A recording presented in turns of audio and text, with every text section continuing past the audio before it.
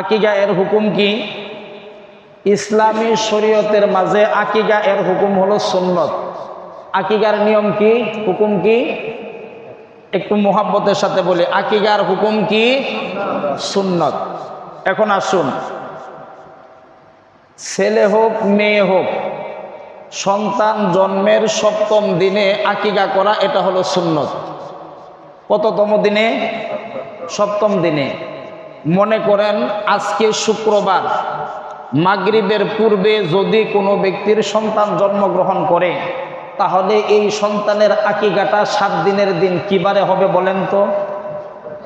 Right, আজকে শুক্রবার মাগরিবের আগে যদি হয় তাহলে আকিকাটা হবে সামনের বৃহস্পতিবারে, তাহলে ৭ দিন। যদি মাগরিবের পরে হয়ে যায়, রাইট, কেন? আরবিতে মাগরিবের পরেই চাঁদ উঠে যায়, আগে রাত পরে দিন। তো সম্মানিত শুধু প্রিয় ভাইয়েরা, এখন আসুন এই কুরবানির ঈদের সময় আমাদের কমন একটি মাসআলা, সেটি হলো যে আকিকার সাথে কুরবানির সাথে আকিকা করতে পারবো কিনা।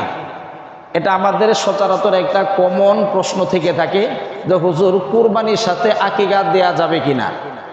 প্রিয় ভাইয়েরা, ইসলামী শরীয়তের হুকুম মোতাবেক ফুকাহায়ে কেরামের অভিমত অনুসারে যদি কোনো ব্যক্তি কুরবানির সাথে আকিকা দিতে চায় তাহলে আকিকা দিতে পারবে, আকিকা দেওয়া জায়েজ আছে।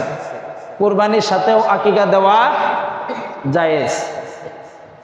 তবে যেই কথাটা এখন বলবো তা হচ্ছে, বছরের ৩৬৫ দিনই আকিকা দেওয়া যায়। বছরের ৩৬৫ দিনই কি দেওয়া যায়? আকিকা দেওয়া যায়।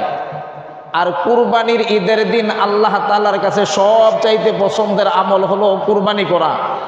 তো ওই কুরবানির দিন আমাদের আকিকা করতে হবে। বিষয়টা আপনাদের বিবেচনায় ছেড়ে দিলাম, আপনাদের যেটা ভালো লাগে পছন্দ হয় আপনারা সেটা কইরেন।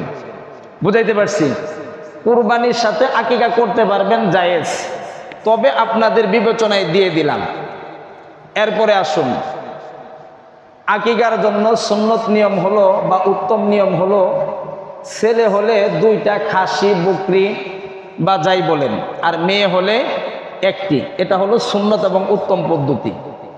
ছেলের জন্য কয়টি? 2টি। মেয়ের জন্য, কথা কিন্তু খুব খেয়াল করে বুঝবেন। 1 নাম্বার হলো আকিকা করা সুন্নত। সন্তান এটা পিতামাতার কাছ থেকে পাবে, এটা সন্তান পিতামাতার কাছ থেকে আশা করতে পারে। এরপর পিতামাতা যদি না পারে, সন্তান যদি নিজেরটা নিজেও করে তারপরেও হবে। কুরবানির সাথে আকিকা করা যাবে। ছেলের জন্য 2টি, মেয়ের জন্য 1টি। এখন আসুন, যদি কোনো ব্যক্তি গরুর মাধ্যমে আকিকা দিতে চায়, কিসের মাধ্যমে? গরুর মাধ্যমে, তাহলে ছেলের জন্য 2 ভাগ নেওয়া উত্তম। ছেলের জন্য 2 ভাগ নেওয়া উত্তম, মেয়ের জন্য 1 ভাগ। যদি কেউ ছেলের জন্য 1 ভাগ দিয়েও আকিকা করে তাহলেও আকিকা আদায় হয়ে যাবে। তাহলেও আকিকা কি হবে? আদায় হয়ে যাবে ইনশাআল্লাহ। এরপর যদি কোনো ব্যক্তি আকিকা নাও করে তাহলে তার সুন্নত ছাড়ার যেই গুনাহ সেই গুনাহ হবে। যদি কোনো ব্যক্তি সুন্নত ছেড়ে দেয় তাহলে যেটুকু পরিমাণ গুনাহ হওয়ার ততটুকু পরিমাণ গুনাহ হবে, এতটুকুই। বুঝাইতে পারছি? তাহলে সারা বছর যেহেতু আকিকার সুযোগ রয়েছে, চেষ্টা করব অন্যান্য সময়গুলিতে আকিকা করার। এরপরও যদি কোনো ব্যক্তি ঈদের সময় আকিকা করতে চায়, কুরবানির সাথেও করতে পারবে, জায়েজ রয়েছে।